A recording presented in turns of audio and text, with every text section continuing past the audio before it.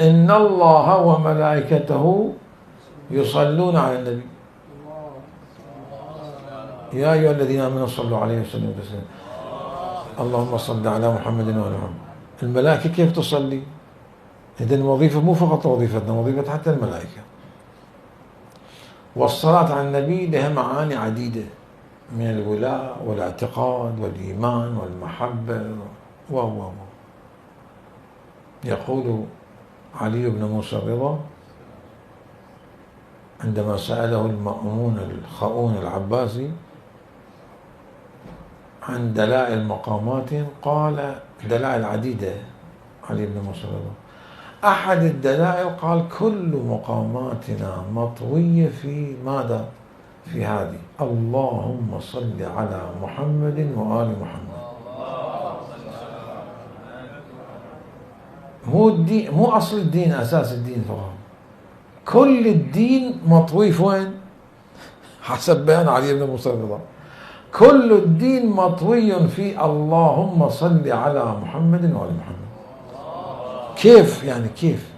كل أسرار الدين، أسرار الملكوت، أسرار المقامات كلها مودعة في هذه الصلاة.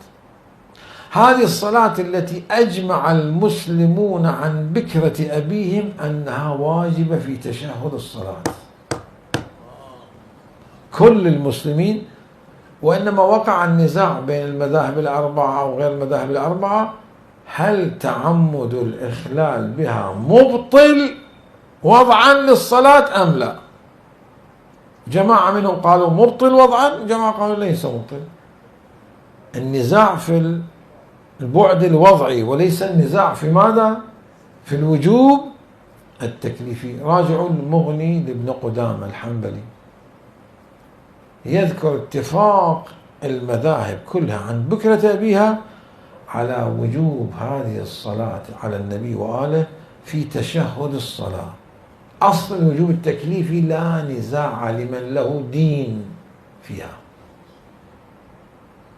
ويقول علي بن موسى الرضا أن كل أسرار مقاماتنا موجودة في وين؟ كل فضائلنا، كل مقاماتنا حسب كلام علي بن موسى الرضا موجودة في الصلاة على النبي وآله.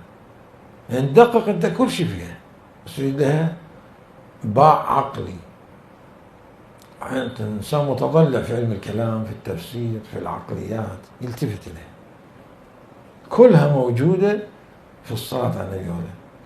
لذلك هذه الرواية واردة أن الميت إذا خاطب الملكان